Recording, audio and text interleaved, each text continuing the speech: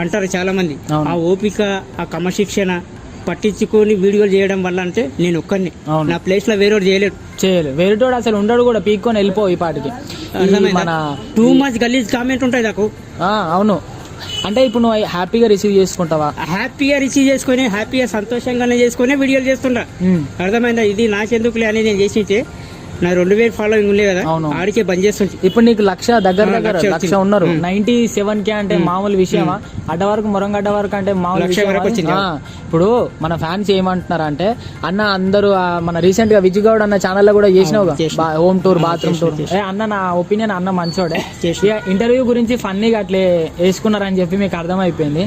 నా ఒపీనియన్ ఏంటంటే అన్న, మీకు ఆ వీడియోలో అన్న వాళ్ళు అడుగుతున్న క్వశ్చన్లు అట్లా కావాలని మీ పనులు సందు ఉన్నాయి కొంచెం ఇట్లా అడిగారు కదా, మీరు బాధపడ్డారా? బాధ అనేది ఏం లేదు తమ్ముడు, బాధ అనేది ఏం లేదు. ఏంది తెలుసా, పనులు ఇది ఎక్కిరిచ్చే పనులు చేసడం వల్ల నాకు ఇంకా ఫేమ్ వస్తుంది. అర్థమవుతుందా? లేదేం లాస్ పోతలేను. వీళ్ళు ఎక్కిరిస్తున్నారు, వీళ్ళు పనుల సందులు, అది వీడు ఇట్లున్నాడు, వీడు అట్లున్నాడు. ఒక మనిషి పుట్టించింది దేవుడు, ఓకే, పుట్టించింది దేవుడు. ఆ ఏ రకంలో బ్లాక్ ఉండని, వైట్ ఉండని, తొర్రి ఉండని, కళ్ళు వంకటింకలు ఉన్నది మనకు వాస్తవం కాదు. కామెంట్లు పెట్టడం వల్లనే నేను ఫేమ్ అవుతున్నా.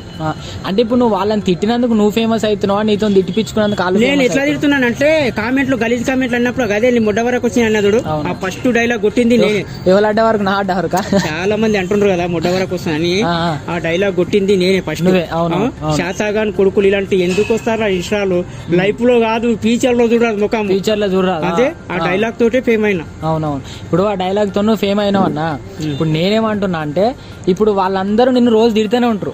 ఇప్పుడు అట్లా వాళ్ళు తిడుతున్నన్ని రోజులు నువ్వు తిడుతూనే ఉంటావు. అరే రోజు నేను ఎప్పుడైనా మళ్ళా కోపం చూపెట్టినా వాళ్ళ మీద? మొన్ననే చూపెట్టినా. ఎందుకు చూపెట్టినా తెలుసా? మళ్ళీ ఎందుకు చూపెట్టినంటే, ప్రతివాడు తిట్టడం కూడా చదువుకున్నోడు ఆడికాయండు, చదువురానోడు ఆడికాయండు.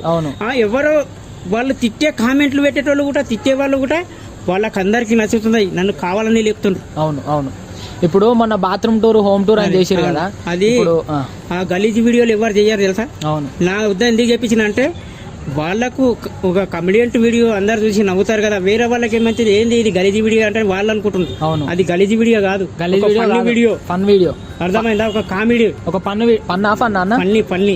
వీడియో, ఒక ఫన్నీ వీడియో అని దాని అర్థం. అంతేనా? ఏంది బాత్రూమ్ లో పోయి కూర్చుని పెట్టిండు అది కాదు, అది ఒక వీడియో రన్ అయితే వాళ్ళకు ఒక డబ్బులు వస్తాయో, రూపాయి సంపాది, అది ఏదో తర్వాత విషయం. మేము అన్నిటికీ చేయడానికి సిద్ధం ఉన్నాము, చేశాం. ఇప్పుడు ఏంటంటే మనలోకి ఒక మాట చెప్పాను.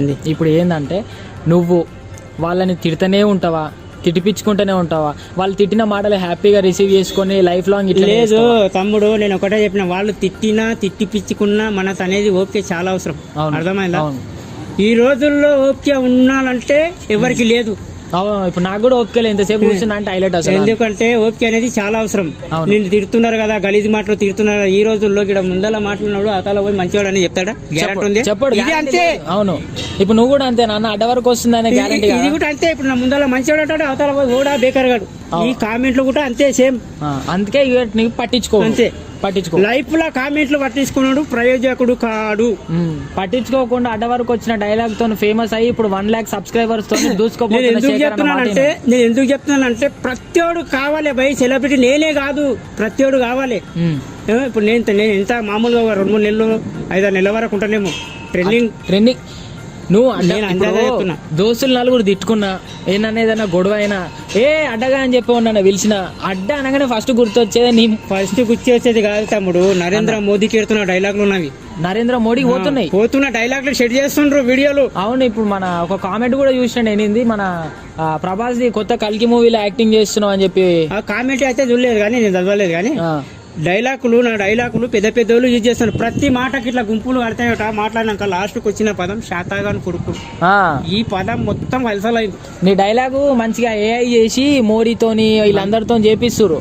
ఇక నువ్వు ఎంత హ్యాపీగా ఫీల్ అవుతున్నావు? అది హ్యాపీగా ఫీల్ అవుతాను, సంతోషం ఫీల్ అవుతాను. మనం కదా, అవును, ఖరాబ్ అయింది నాది, అవును, చేసింది నేను. ఎదటోళ్ళ వ్యక్తులు నేను ఏమైతే బాధ పెడతలేను కదా. లేదు అంటే నువ్వు తిట్టినప్పుడు వాళ్ళు ఏదో నవ్వుకుంటూ కామెంట్ పెడుతున్నావు, ఆ కామెంట్ కి రిప్లై ఇయ్యంగానే వాళ్ళు బాధపడుతురేమో.